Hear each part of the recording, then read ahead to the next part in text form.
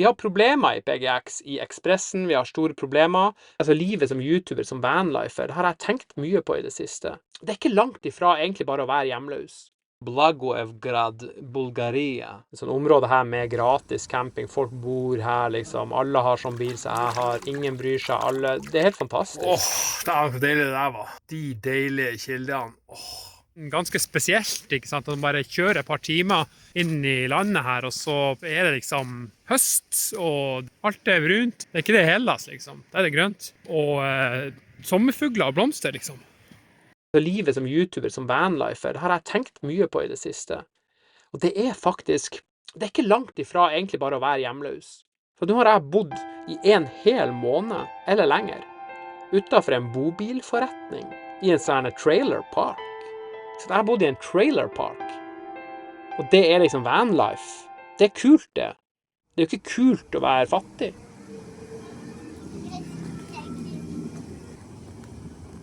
Er det du, Bella, har lyst til å gå tur med meg? Det er det du alltid har lyst til å gjøre. Du vet hvor snill jeg er, ikke sant?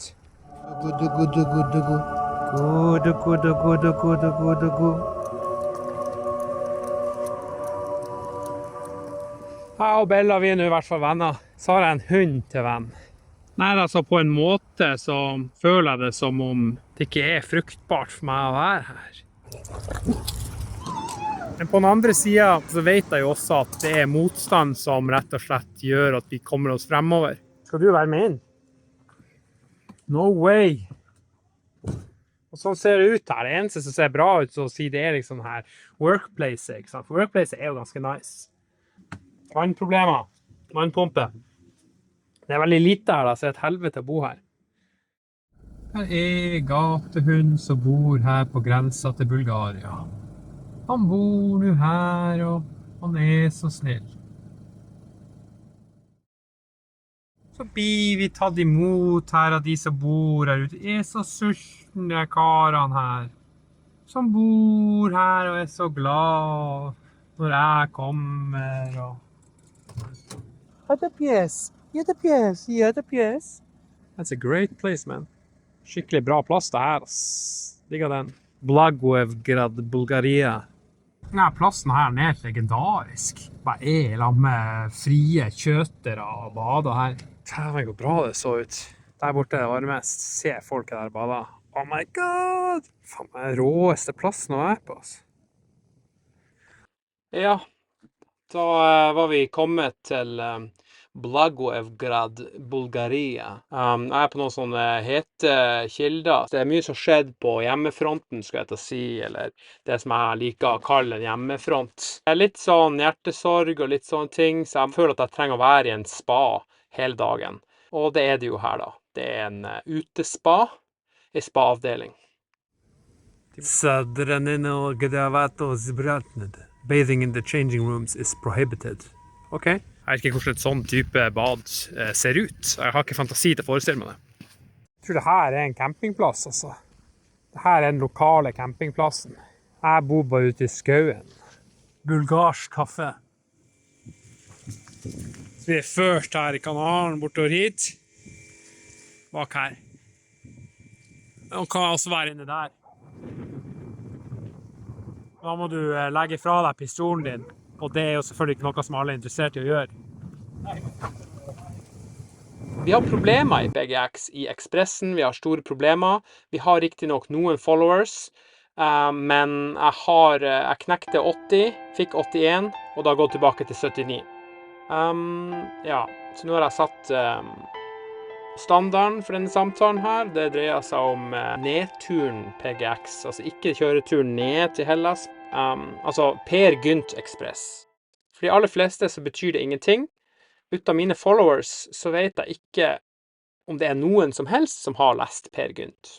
Så det er litt sånn her skivebom, ikke sant? Hvis ingen vet hvem det er, ingen vet hva han gjør for noe, så er det jo litt sånn her, ja, hvorfor har du han da?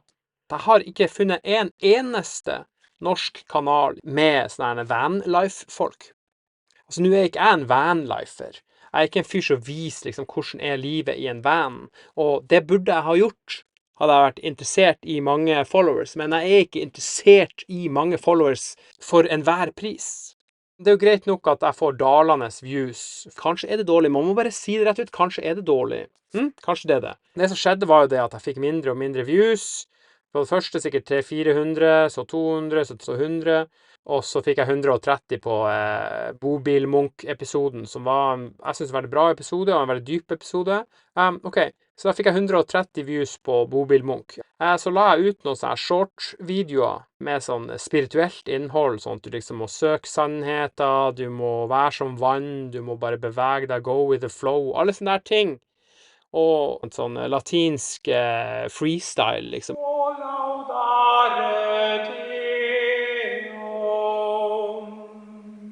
Man kan kalle det et kristelig innhold, spirituelt innhold, og fra da av, fra den første eller den andre videoen med spirituelt innhold, så plutselig fikk jeg bare halvparten så mange views, og det var liksom sånn. Så det var et eller annet som skjedde med logaritmen til YouTube. Også på Facebook, så plutselig så fikk jeg ingen respons lenger på de innleggene som jeg la ut. Hvordan går det an? Blokker folk meg fordi at det er så dårlig det her? Er det det? Jeg skjønner det ikke. Jeg tror ikke det er det. Jeg har dårlige tanker om YouTube. Jeg ønsker egentlig ikke å støtte YouTube.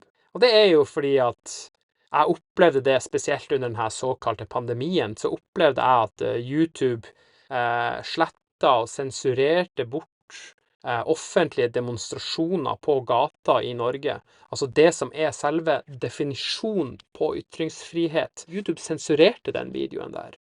Og da forsto jeg litt, da gikk øynene mine litt opp. Alle disse store sosiale mediene her fungerer som en maktapparat, og de bedriver sensur i stor skala. Altså det finnes jo masse ting som er jævlig, og som man ikke vil se, type selvmordsvideoer, barneporno, alt det der, denne type giftvideoer, de må jo sensureres bort. Da kan man si, ja, men det er ytringsfrihet. Nei, men det er jo ulovlig, vi har et lovverk også. Men disse store kanalene, de sensurerer bort det som vi har lov til å si. Man får en uggen følelse når man begynner å legge ut sånn såkalt konservativt, kristelig innhold. Altså, jeg kaller det et spirituelt innhold. Og så plutselig får du bare halvparten av viewsen, og enda færre.